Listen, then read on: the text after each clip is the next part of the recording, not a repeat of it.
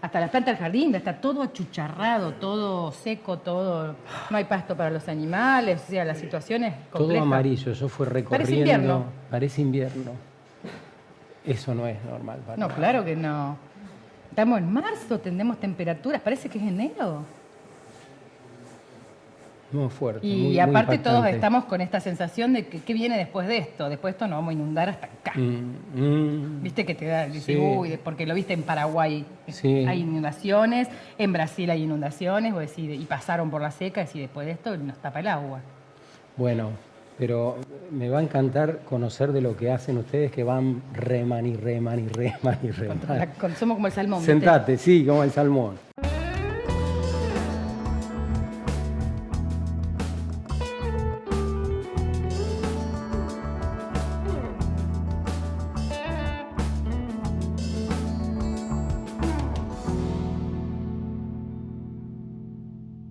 Hoy, la transición de las mujeres.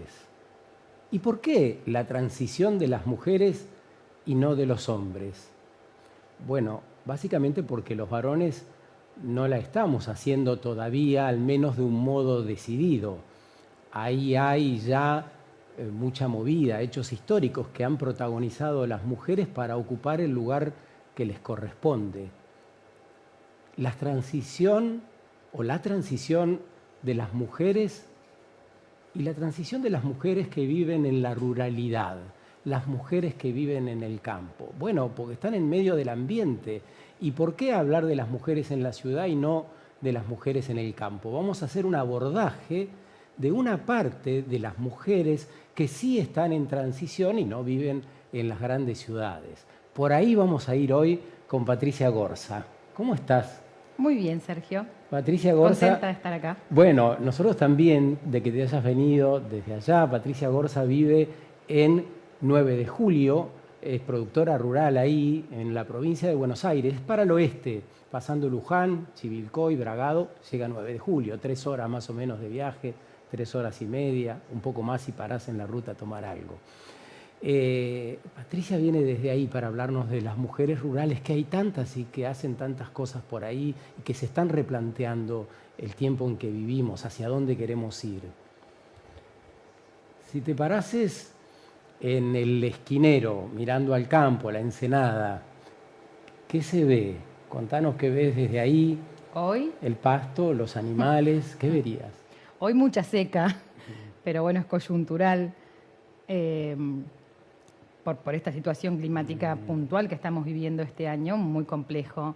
Pero cuando yo me paro ahí, generalmente lo que veo es el pasado y el futuro. Digo, el pasado y el futuro se juntan en el horizonte, en el campo, y nos dan esta tranquilidad y paz de saber que estamos haciendo camino al andar de alguna manera. Qué lindo arrancar de ese modo, ¿no? Pensando en lo que fuimos y en lo que queremos ser. ¿Podrías hacer una caracterización inicial de la mujer en el campo, época de nuestras abuelas, y la mujer hoy y la mujer que se pretende ser por ahí? Sí, claro. Mira, yo vengo de una familia muy particular porque es una familia con matriarcados muy fuertes por circunstancias de la vida, ¿verdad? Por cómo era quedar viuda. Y eso hacía que las mujeres tenían que ponerse al hombro la familia, la producción, viviendo en el campo. Entonces, por ahí no soy siempre lo digo, no soy por ahí el parámetro de lo que generalmente vemos en el campo, pero venimos de una historia de mujeres muy fuertes en nuestro país, de las mujeres que habitan la ruralidad. Y acá la semántica es importante, digo habitan la ruralidad, porque cuando decimos mujeres rurales, generalmente del otro lado se recibe que es la propietaria de la tierra, es la productora, y hay muchas mujeres que habitan la ruralidad, como ser una docente, que va a dar clases a una escuela rural todos los días y que transita por las mismas dificultades. Entonces, las mujeres que han transitado la ruralidad a lo largo de nuestra historia han sido mujeres que han puesto mucho valor y mucho coraje para vivir en el ámbito, que hoy es mucho más amigable debido a de movida al transporte, no usamos más caballos, ¿no? Estamos en vehículos que tienen comodidad, a la tecnología, a la posibilidad de estar más conectados. Ese origen de mujeres fuertes que han tenido que sufrir muchas contingencias climáticas, sociales de la época, nos trae a un presente donde las mujeres que habitamos el ámbito rural empezamos a ser disruptivas con nuestro pasado, revalorizándolo pero siendo críticas y también proyectando hacia un futuro de que queremos una ruralidad diferente en el futuro, donde las mujeres tengan un rol realmente con más equidad, igualdad de género, en todos los roles que nos toca ocupar. Eso, puntualmente, ¿qué cosas habría que rediseñar? Patricia Gorza es presidenta de Mujeres Rurales.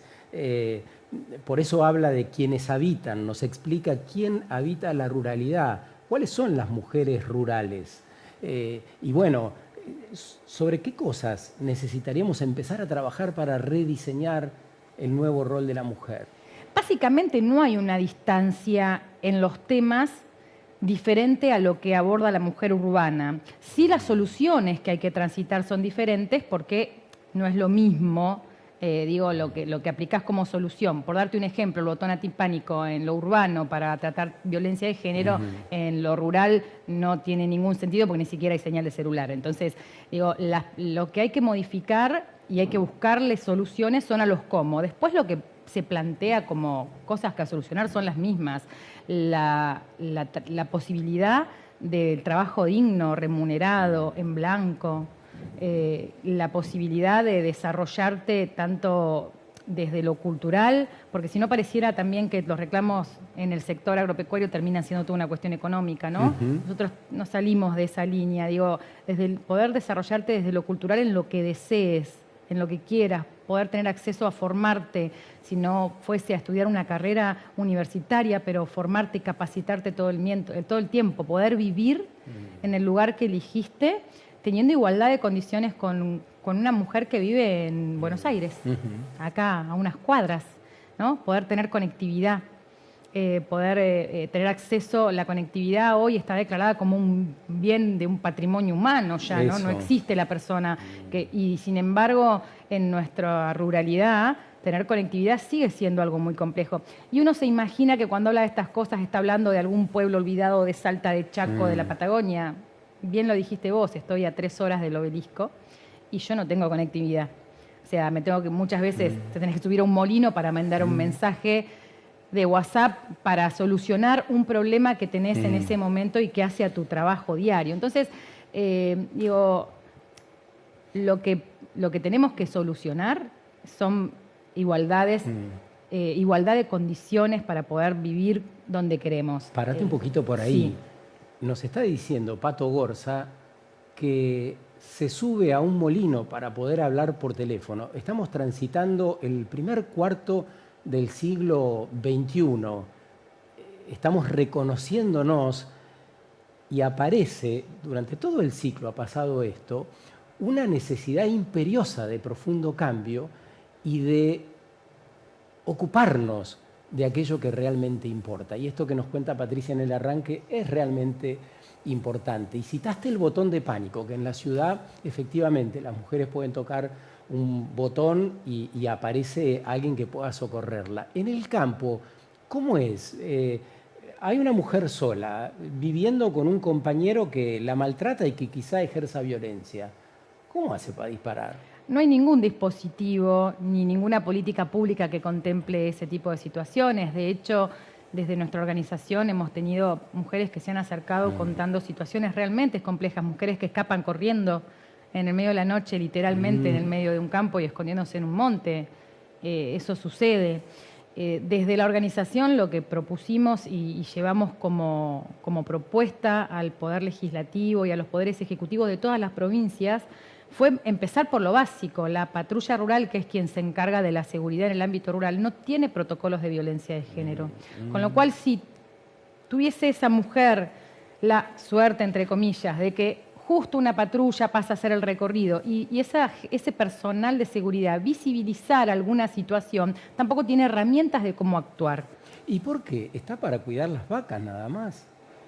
No, la patrulla rural. No hay, es un tema, o sea, hablar de violencia de género en los ámbitos de las fuerzas de seguridad, sobre todo de las áreas rurales, nadie lo planteó nunca.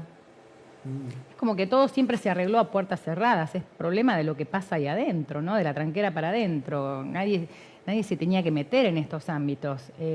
Y de repente, en esto que hablábamos antes de la mujer urbana, a nosotras nos ha ayudado muchísimo las luchas urbanas de las mujeres ante diferentes temas, porque hacen que eso vaya llegando comunicacionalmente de algún modo, y también las mujeres que tienen estas situaciones en lo rural se animen a hablar. Pero bueno, como mecanismo no existen los mecanismos ni los dispositivos, ya sean de prevención, de defensa, ni de ningún tipo para asistir a las personas que sufren violencia de género en el sector rural. Es un camino que estamos dando y bueno, la satisfacción es que en 2 años de trabajo hemos logrado que Provincia de Buenos Aires, a través de la Escuela de Cadetes de la Policía Rural, haya implementado el primer protocolo del país de violencia de género, que para nosotros es de alguna manera, para nosotras, la punta de lanza para llevarlo al resto de las provincias. Y que empiece a ser un tema de agenda de la política, ¿no? Porque en definitiva todo se termina reduciendo a que son decisiones políticas. Y para eso digo que de alguna manera nos especializamos en molestar a todo el mundo donde tenemos que molestar, porque la política tiene que hacerse eco de que más allá de que el sector, la ruralidad, vamos a hablar de ruralidad, no sector, no representa votos, porque es lo real. Entonces, por ahí, ¿a quién le importa lo que pasa ahí? Si total, a la hora de las elecciones no mueve la aguja del amperímetro, como digo yo, el voto de la gente que habita la ruralidad. Suele decirse en las ciudades especialmente que las personas ya no habitan el campo, se fueron del campo, y esto los censos lo demuestran también. ¿Dónde están las mujeres que habitan el campo? ¿Qué hacen?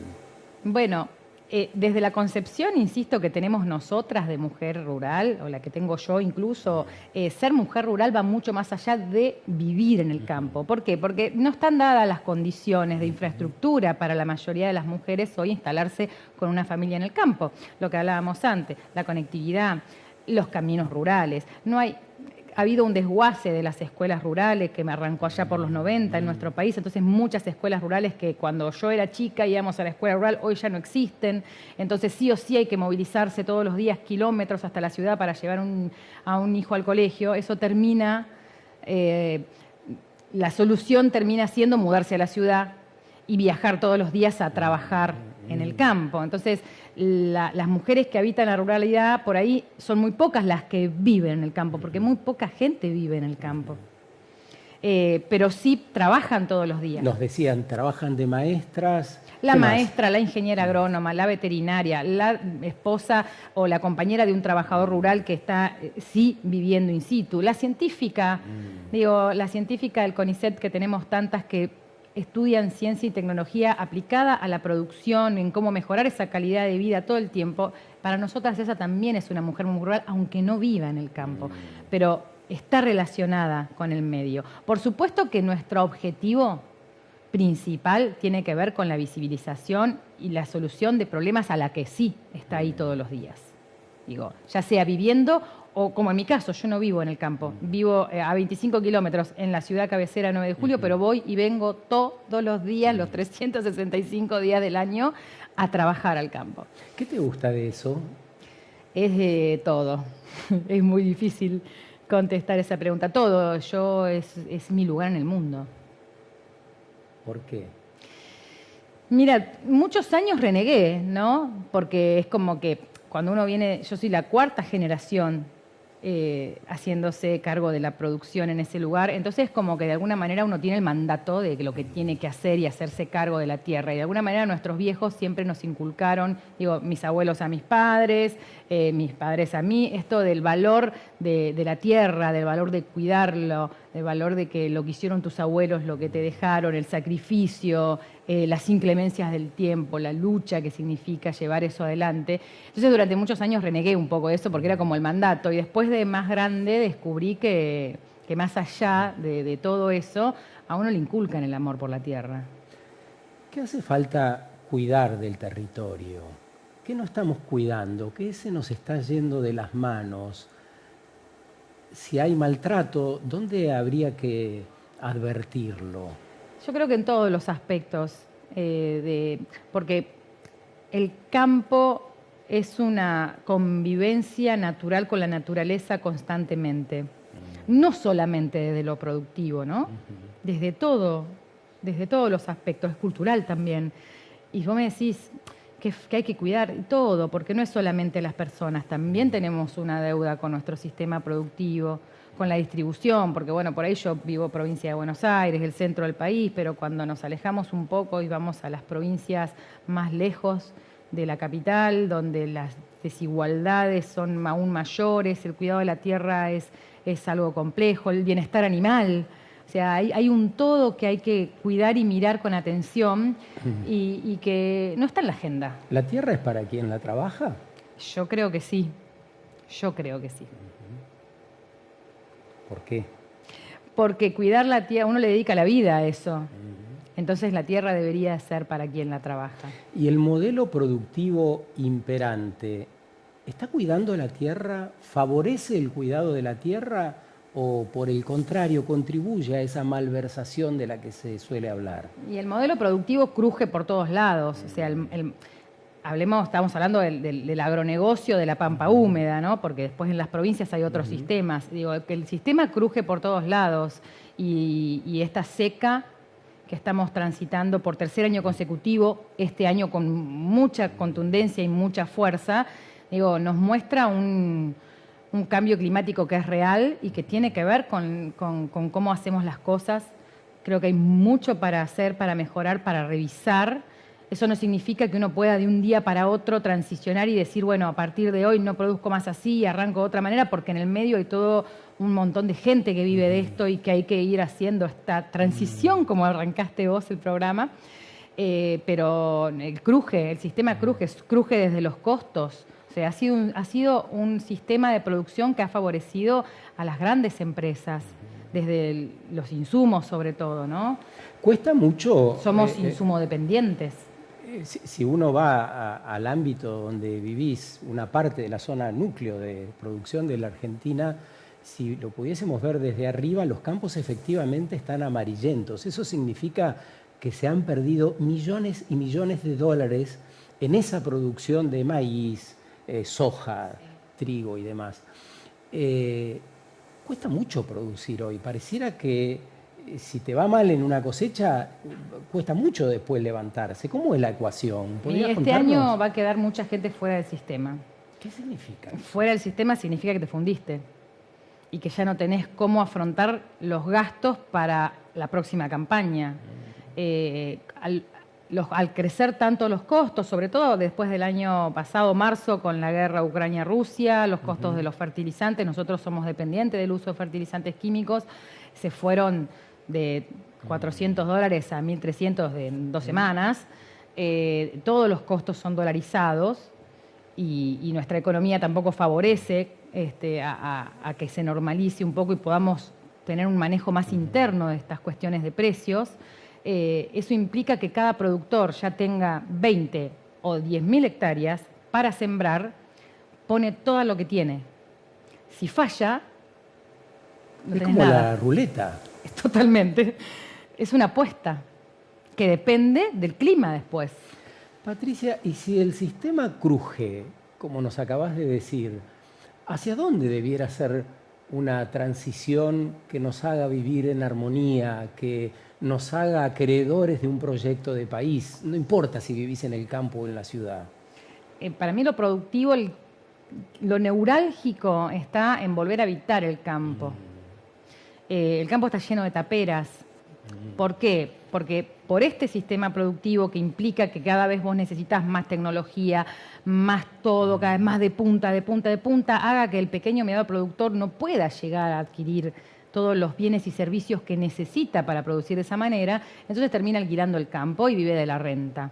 Que no digo que esté mal vivir de una renta, digo que sería gente que hoy estaría instalada en el campo viviendo. Y no es lo mismo cuando vos vivís ahí, la forma en la que vos cuidás tus cosas, que cuando vos estás tomando un café en el bar de la esquina y cobras la renta por ahí todos los meses o cada 2 meses o una vez al año, como vos lo hayas pactado. Sí. Digo, no es lo mismo la conciencia que vos tenés de lo cotidiano, de lo diario, ni hablar de la generación de empleo que genera el trabajar la familia, sea la familia productora, lleve adelante su explotación agropecuaria y no se alquile el campo a pocas manos que son... O sea que lo primero es repoblar. Imagínense los desafíos. Eso implica nuevos caminos, por supuesto, la policía rural que decía, más fuerzas que puedan ayudar y que las personas se sientan seguras de emprender, escuelas, negocios de todo tipo.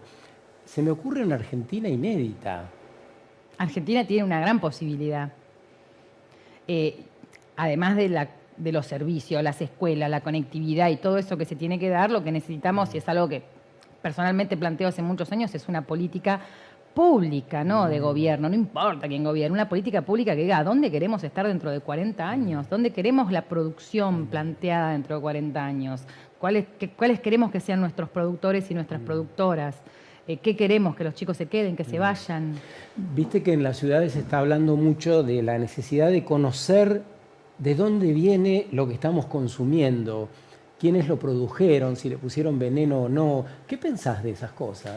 Hay todo un discurso muy hipócrita también atrás de todo eso. Digo, desde donde lo vemos nosotros quienes tenemos la responsabilidad de producir alimentos, porque la ciudad acusa todo el tiempo al agro de la contaminación, de cómo produce esto, y no mira lo que hace la ciudad en sí misma. Y si lo ponemos en parámetros, ojo. No me vas a decir que el detergente contamina igual que el glifosato. No, por supuesto que no. No te voy a hacer esa porque comparación. Hay personas en el sector que lo dicen, ¿no? La contaminación más grande que produce nuestro planeta son las grandes ciudades. De hecho, muchas veces pareciera que en Argentina estamos haciendo todo mal y los emisores más grandes de nuestro planeta son China y Estados Unidos y nadie habla de todo eso. Y nosotros decimos, che, hay que plantar más árboles. Sí, pero si como política global no logramos que estas potencias bajen un cambio, estamos al horno igual por no, más que plantemos... hablarse se habla, hay una desigualdad tal que es imposible como implementar esto. Exacto. ¿No? La comunicación de eso es como... Y lo mismo pasa con el campo y la ciudad. Digo, cuando hablamos del productor genuino, de la productora genuina... Sí, hablemos de eso.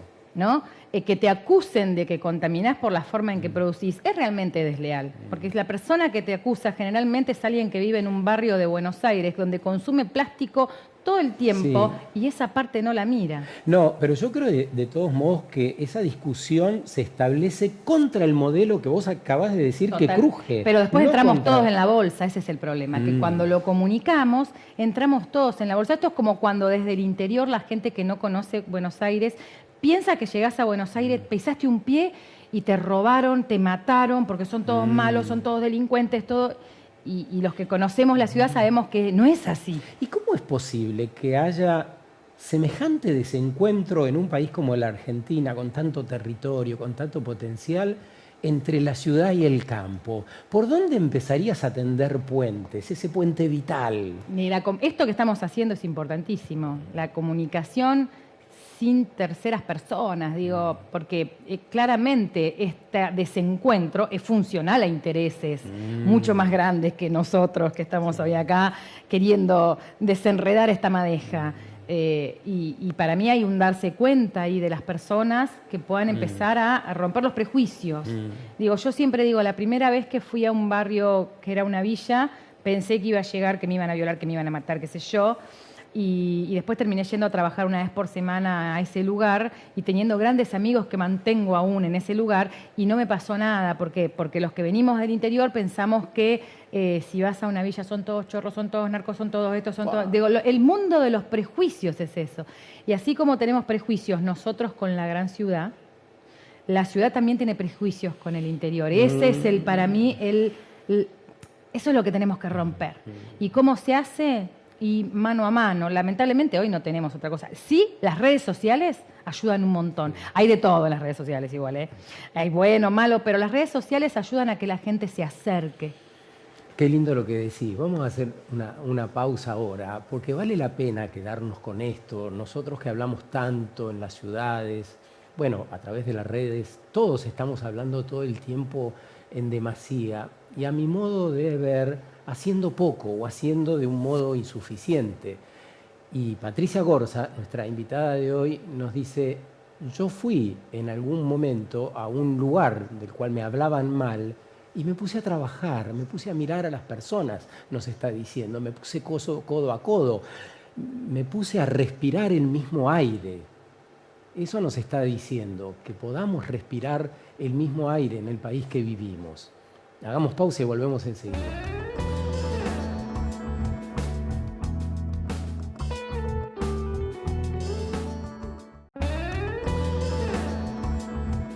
Con Patricia Gorza, presidenta de Mujeres Rurales Argentinas, estamos hablando de la transición de las mujeres en el campo. ¿Cómo lo están haciendo desde ahí? Nos aclara, Patricia, las mujeres que habitan la ruralidad, que van a dar servicio, a trabajar, a vivir, a tener sus parejas, a relacionarse. ¿Cómo son los vínculos? ¿Y qué hay para pensar sobre el relanzamiento de vínculos más armoniosos entre las personas en el campo? Mujeres y hombres, mujeres y mujeres, hombres y hombres, los nuevos vínculos. Primero partamos de que tenemos otro ritmo. Entonces, para nosotros los vínculos, mientras estás trabajando, disponemos de un tiempo que en la ciudad no se dispone. Entonces, eso está bueno. El tomar mate, el charlar y el qué sé yo, estás en la manga trabajando con animales y te estás contándote la vida o chusmeando, como decimos, ¿no? Y te enterás de cosas que pasan. Entonces los vínculos se dan desde un lugar mucho más relajado, pero porque hay más tiempo. Los tiempos son diferentes, no corre, si bien incluso te diría que si lo comparamos con 20 años atrás, 30 años atrás, cuando yo era chica y lo veía a mi padre, estamos muy acelerados, pero igual los tiempos son distintos, siempre hay una pausa, siempre hay un lugar para parar y tomarse un mate, en el medio, incluso cuando vas a los lugares donde vas a comprar un insumo. El mate está presente todo el tiempo, el comerte un asado con todos tus clientes en el caso de las agronomías o con todo el personal y toda la gente que trabajó durante el año, eso es muy normal. Entonces los vínculos terminan siendo como una gran familia cada ambiente de trabajo. ¿Se sigue haciendo la yerra, ese ritual donde se acompañaban los vecinos para hacer determinados trabajos en el campo? Se sigue haciendo el ritual, lo que cambian son las prácticas, sobre todo quienes ejercemos prácticas de bienestar animal, ya no se enlaza tanto como antes y todo, sino que existen otros sistemas para que los terneros no pasen por ese proceso, pero sí, el ritual es el mismo, es una gran fiesta donde viene gente a trabajar y gente a compartir el momento nada más, y el asado y la picada, y se empieza muy temprano, entonces después se termina muy tarde en la tarde. Todos esos rituales se siguen manteniendo, como también muchos que por ahí no son tan gauchos, por decirlo de alguna manera, como en el sector agrícola, termina una cosecha y la invitación a todos los que se trabajaron en levantar la cosecha esos 15, 20 días, la fiesta sigue existiendo como parte del folclore, ¿no? Quería que hablemos un poco de esto porque nos remite a la cooperación, al trabajo cooperativo. Y la Argentina tiene una rica historia de las cooperativas, una rica historia y por otro lado una historia que también ha llevado a mucho desencanto, porque hay personas que han manejado esas cooperativas que le han juntado la cabeza a unos cuantos productores y como sabes, quedaron en la lona, como se dice habitualmente. ¿Qué pensás? ¿La transición podría ir hacia un trabajo más cooperativo, más participativo, donde entren más jugadores, más personas y no la concentración que exhibe el modelo actual? Totalmente. El cooperativismo es una gran herramienta y si bien es cierto este antecedente que tenemos, sobre todo en el sector agrícola de muchos años, siempre el quebraba la cooperativa del pueblo y te quedaban los productores en la lona, también es verdad que hay una nueva generación de productores que aprendieron que no es ser socio de la cooperativa y dejar todo en manos de dos que solucionen todos los problemas y hagan todo. Entonces, creo que hay una nueva generación que comprende que el cooperativismo también requiere compromiso, por más que seas una parte minoritaria o la más chica, si querés, de esa cooperativa, el ir, el estar. Hay como un cambio en ese sentido que tiene que ver con el compromiso.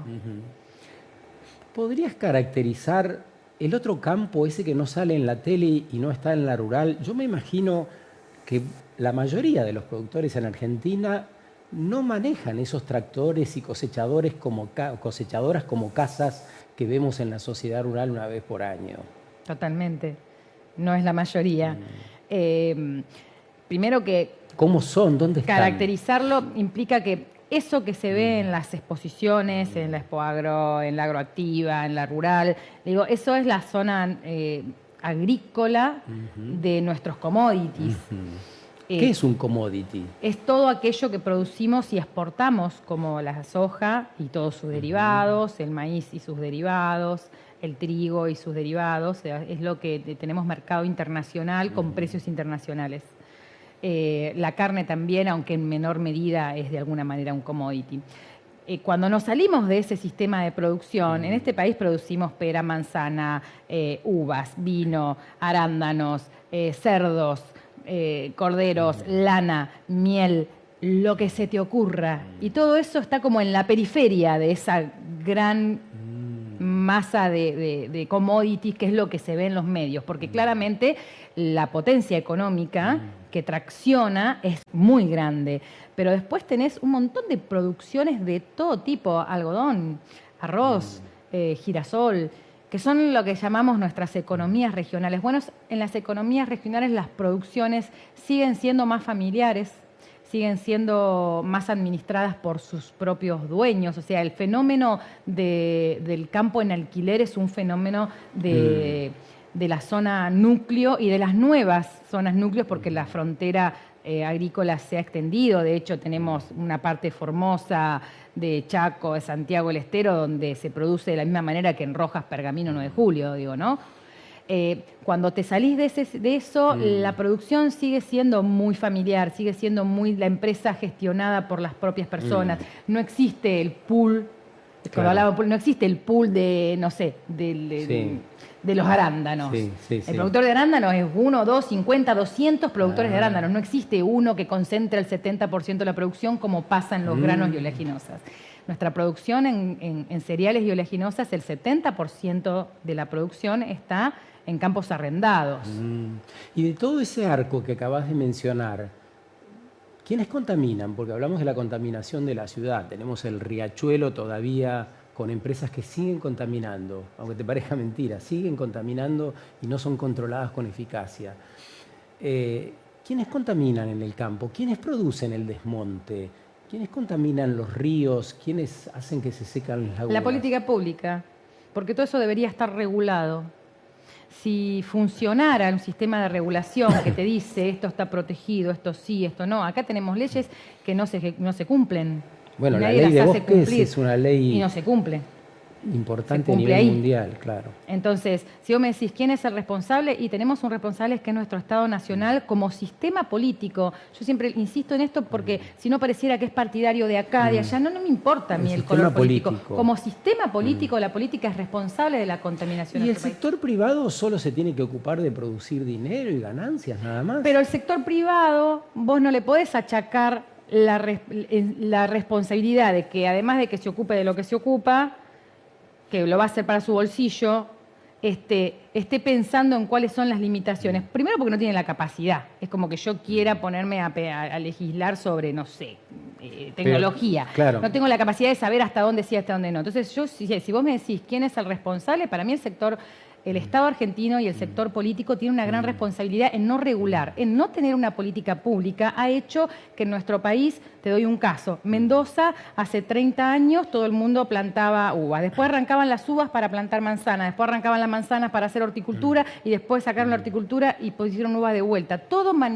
de acuerdo al nivel de rentabilidad del momento, la inmediatez. Que no da, arrancamos. Claro. Da, plantamos. Sí, la rentabilidad rigiéndonos. Exacto. La vida y si lo que nos rige es la rentabilidad, ahí marca una clara ausencia de una política que posea, primero nuestro país es muy grande, que sea federal y que ponga límites donde los tiene que poner y que los haga cumplir después. De esa manera nosotros solucionaríamos gran parte de los problemas. Y vos decís que quienes practican los canales ilegales para desviar el agua para sus campos, los que arremeten con cientos y cientos de hectáreas de bosque prístino, Esos no saben, hay que ir a decirles que Y esto no se sí, puede. evidentemente hay que ir a decirles, y para eso uno tiene la herramienta de la ley.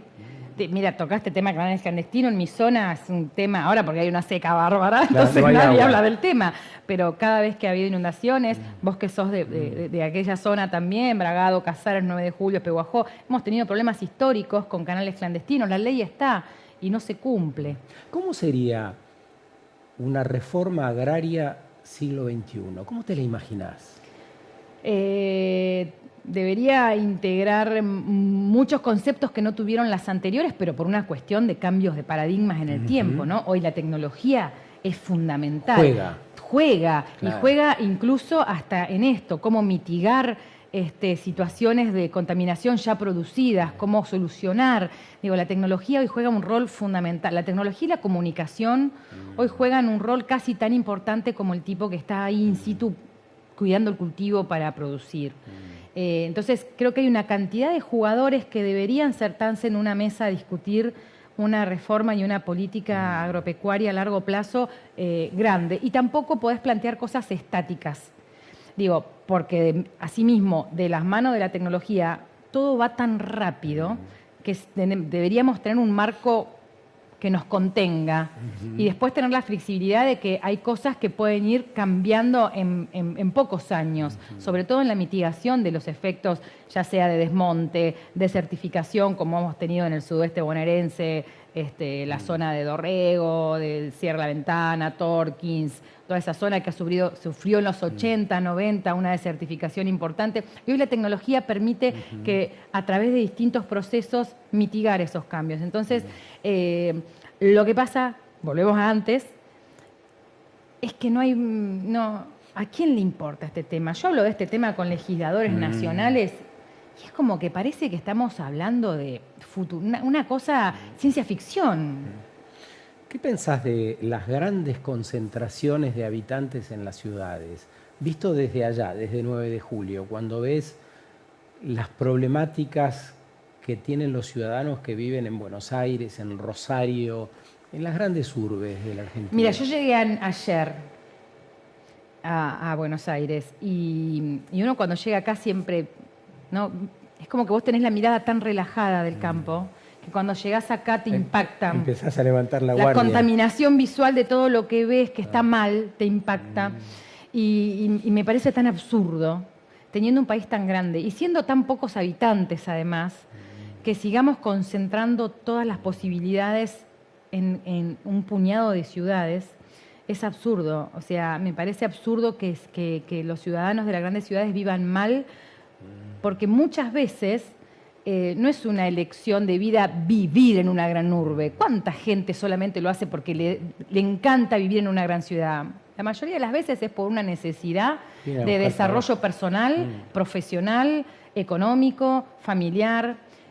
Vos pensás que en nuestro interior de la provincia de Buenos Aires uno se prepara mentalmente desde que los hijos van al jardín de infantes para que cuando terminen el secundario les pegue una patada literalmente y los mande a estudiar a Capital, porque la mayoría de las carreras no existen universidades en el interior. Che, y la nueva onda de que se vayan del país, yo leo con frecuencia y escucho a personas que un poco los empujan, como decías recién vos, a que se vayan del país, a que acá no se puede, a que acá no hay, que acá no podemos. ¿Qué pensás? Es una mirada muy limitada y es no conocer nuestro país. Es no aceptar que independientemente de las coyunturas económicas y políticas que tengamos, le guste o uno le guste al otro, lo que sea, es no aceptar que nuestro país todo es potencial acá. La posibilidad de desarrollo que tiene Argentina es enorme. Lo que pasa es que hay que ponerle el cuerpo a Argentina. Y entonces es muy fácil ir donde hay cosas básicas que ya están solucionadas porque hubo otros que pusieron el cuerpo antes. Todos repatriotas, pero cuando hay que ponerle el cuerpo al país, de repente es más cómodo. Y no estoy en contra de quienes deciden irse, de los jóvenes que deciden irse, porque como vos decís, muchas veces hay generaciones anteriores que están ahí tipo Picasso diciéndote que este país es una porquería, que no tiene solución, que estamos destinados al fracaso, etcétera. No sé, mis abuelos se vinieron de la guerra escapando, ¿no? Y la pasaron mal allá y la pasaron mal acá. y para poder forjarse un futuro la pasaron mal y le pusieron el cuerpo. ¿Qué sé yo? ¿Viste? Es raro. Es raro que en un país como Argentina, donde tenemos todo por hacerse, donde el mundo nos está mirando, nosotros tengamos en nuestra sociedad tan resquebrajada que haya una gran parte de la sociedad que le inculque a los chicos que la salida es Ezeiza. Pero bueno, la cultura de la inmediatez, de lo fácil, aparte como si te fueras a otro lado y fueses a hacer gran cosa, porque también hay otra cosa, Sergio, nadie cuenta a todos los que vuelven, ¿eh? Todos se sacan la foto en Ezeiza cuando se van. Pues yo conozco muchos que se fueron y volvieron, estuvieron 1 año, 2 años y volvieron. Y nadie cuenta, los que nadie se saca la foto a la vuelta. Y muchos vuelven. Nos falta un montón, sí, bueno, pero hay que ponerle el cuerpo a este país. Haciendo, no de piribibí. Y arrancamos hablando sobre las mujeres y la transición. Cuando van a Coninagro, como han ido hace pocas semanas, ¿qué van a decir? ¿Qué quieren Expo decir Agro. en ese ámbito de la Expo Agro? ¿Qué le van a decir, especialmente a los varones que habitan esos espacios predominantemente? A los varones y a las mujeres, porque no es que las mujeres todas pensamos lo mismo. De hecho, en el sector hay muchas mujeres muy machistas, pero porque es cultural. ¿Qué les vamos a decir? Y vamos a mostrar números que por ahí muchos no gustan. A ver, ¿de qué números hablas? Mira, somos más de la mitad de la población las mujeres, según el censo 51, Sí, creo. un poquito más. Un poquito más del 51. Bueno, solamente el 20% de las propiedades rurales del país están a nombre de mujeres. Si somos la mayor parte de la población, yo siempre digo, ¿qué cosa? Debe ser que hay un problemita que en el campo no nacen hijas mujeres, que no se hacen cargo de sus producciones o no heredan los campos. Ese es un dato que marca claramente que hay algo que hay que mirar. El otro es que la participación en las comisiones directivas de las instituciones que representan a los productores, ya sean técnicas gremiales, desde la cooperativa de un pueblo hasta la más grande, yo te dije Coninagro de hoy todo en la el pasada, país, sí, digo, la representación en esos cuerpos directivos de las mujeres es del 5%. Nada más. Nada más. ¿Y sabes cuál es el lugar que ocupamos las mujeres en esas comisiones directivas en general? El de secretaria o el de tesorera. Porque somos más prolijas con los papeles, nos dicen. No es mi caso. Esos son números reales y concretos. Que solamente según el Censo Agropecuario de 2018, de las mujeres que habitan la ruralidad, que están que refleja ese censo, solamente el 23% haya terminado la escuela secundaria, es un dato. Esos son los datos reales de lo que nos pasa. De que en la propiedad de la tierra, esto que hablábamos antes, de ese 20% de mujeres, las propiedades solamente el 20% están a nombre de mujeres, la mayor parte de ese 20% son mujeres que tienen entre 1 y 5 hectáreas, o sea que dentro de esa gran masa de propiedad rural somos las más pobres. Bueno, esos son datos que por ahí no gusta. ¿Y cómo se convive con esa injusticia? Luchando. Desde el lugar que cada una pueda. Digo, potenciándonos entre nosotras, cada una de su lugar, y llevando esta agenda a todos esos lugares. Digo, nuestra organización lo que tiene es que las integrantes también participan en otras organizaciones. Bueno, llevando esa agenda, llevando esos datos, planteando el tema, porque son temas que nunca se hablaron, es tabú hablar de todas estas cosas. Pero yo siento que las mujeres tienen otros ámbitos para discutir estas inequidades. La sororidad, esta hermandad que tienen las mujeres, no existe en los varones. No tenemos un ámbito donde nos dispongamos a hablar de estas cosas. Eso es verdad. Sí, son sororos cuando se tienen que defender de nosotras. Ahí automáticamente se ponen todos de acuerdo al mismo momento. A la hora de defender los privilegios, decís. Sí, totalmente, totalmente.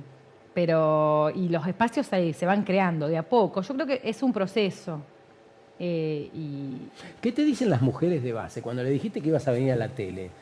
¿Qué te dije? No te olvides de decir qué. No, la mayoría de las que estamos en comunicación lo ven como un gran logro, la posibilidad de que una de nosotras hoy pueda estar acá hablando de estas cosas en un canal urbano, con un público urbano, y hablar de ruralidad y de lo que hacemos y lo que nos pasa es como medio inédito.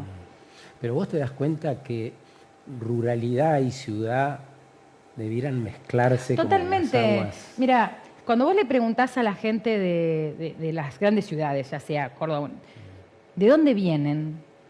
Son muy pocos los que nacieron acá. Sí.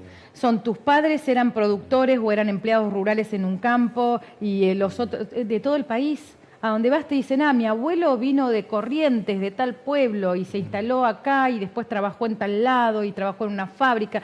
Todos tenemos nuestras raíces reales, digo, no nuestras raíces desde lo pintoresco, de los inicios de la patria, 1810. No, las reales de los que estamos hoy acá. Todos tenemos padres, abuelos o bisabuelos que vienen del campo, que trabajaron en el campo o que fueron productores en todos los rincones de nuestro país, y que nosotros muchos terminamos en las grandes ciudades. Digo, no por mí, digo, pero terminamos en las ciudades. Entonces, claro que tiene que haber una sinergia ahí, porque todos venimos de ahí. Pato Gorza es, si vas a Twitter, si usás frecuentemente esa red social, Pato Gorza con Z la encontrás. Y interactúa frecuentemente y son buenos tus comentarios. Y las fotografías, las selfies de los terneros. Tengo una debilidad con los terneros, ¿Qué relación lo tengo que tenés reconocer. ahí? Tengo una relación muy particular, o sea, mi familia siempre se dedicaron al campo mixto, esto de que tenés la agricultura y la poquito ganadería de cada también. cosa, ¿no? Como decían antes, los huevos en distintas canastas. Pero por además las de dudas. agricultura y ganadería, en el medio, pato, conejo, chancho, Eso era un la poco de cada chacra. cosa en las chacras, ¿no? Eso no existe casi más. Qué pena. Queda muy poquito, pero porque para tener eso tenés que vivir en el campo. Claro, hay que vivir ahí, porque hay que cuidar y atender alimentar. todo el día, hay que alimentar, hay que cuidar a las gallinas de los depredadores, para eso hay que vivir, entonces... Bueno, pero estábamos con tu relación Sí. con los terneros. Bueno, vengo de una familia que siempre tuvo el campo mixto, la ganadería, Sí. la agricultura, y a mí siempre me gustaron más los animales. Reniego un montón porque son animales, tienen su personalidad y hay días que te dan ganas de decir, ¿por qué no los vendo todo y ya está? Pero uno forma una relación con los animales al trabajar en lo diario. Uno conoce las mañas de cada vaca, quién es la que hace lío, quién es la que vaya adelante y va y te genera un lío bárbaro porque es la rebelde, digo yo, que te desacomoda todo. O cuando crías los guachos, digo yo, que una vaca tuvo un problema, murió, o tuvo mellizos y a uno no lo quiso y lo dejó, y vos los criás a mamadera. Vos tenés una ¿A mamadera? A mamadera. Entonces vos tenés un nexo y una relación constante con los animales. Son parte de... No es un trabajo nada más, no es que es tu trabajo. Los entendés, te entienden. Nosotros, por ejemplo, tenemos un estándar de trabajar con lo que hoy llamamos bienestar animal, sin gritos, sin perros, sin caballos, o sea, caballos para cosas específicas, pero sin caballos, casi todo caminando, y nosotros llegamos al lote y tenemos que cambiar las vacas de lotes, les silbamos, nos miran y saben lo que tienen que hacer. ¿Y qué sentís cuando las embarcás al matadero? No estoy cuando cargamos. A ese nivel yo no puedo estar cuando cargamos. Me parte el alma, literalmente. Porque tenés un vínculo. Claro, todo lo que contabas recién. Todo lo que contabas recién, vos tenés un vínculo, vos ya la conocés. Y sobre todo cuando son las vacas viejas que se caen y vos sabés que, bueno, que ya está y las tenés que cargar, sobre todo las vacas, ¿no? Que es con las que uno tiene el vínculo toda la vida. Y vos, viste, decís no mirarlas y nos cuesta un montón. Yo no estoy cuando hay que hacer eso. Qué generosidad la tuya por contarnos todo lo que nos has contado y por tu franqueza, por ser tan honesta y frontal. Lo agradecemos especialmente. Bueno, gracias. Bueno, Patricia Gorza, presidenta de Mujeres Rurales Argentinas, dejándonos este entusiasmo en la necesidad de transformar y hacer cosas para ese tiempo que viene. La transición hacia un mundo deseable, hacia ese mundo que todos ansiamos desde algún lugar del corazón. Que lo pasen muy bien. Bueno, muchas gracias. No, a vos. Hermoso. Muy agradecidos. Vos Muy sabés que agradecidos. tengo un ternero, ya no es ternero, que es un problemón. ¿Por qué? Es así, es un novillo grande ya. Y viste, ¿y vos cómo lo...? Y los chicos me dicen, mamá, algún día lo tenemos que vender al Dante. Y le digo, no, el Dante se va a morir en el campo. Le digo, ¿cómo lo vamos a vender? No lo ni venden. en pedo. Hay algunos que vos sabés que no, los guachos no se van. Los que yo crié, a mamadera, dándole 2 veces por día a la mamadera, levantándome, que muchas veces son animales que vienen con problemas que se salvan porque de amor nada más. Este que te digo, el Dante, tenía una diarrea que se hubiese muerto y yo lo metía dentro del living de mi casa, que mis hijos casi me matan, 2 noches en pleno invierno y se salvó. ¿Y cómo lo va a vender? Aparte vos le decís Dante y el tipo te mira y viene y te busca, te hace el mimo, te muestra una foto. ¿Cómo lo va a vender?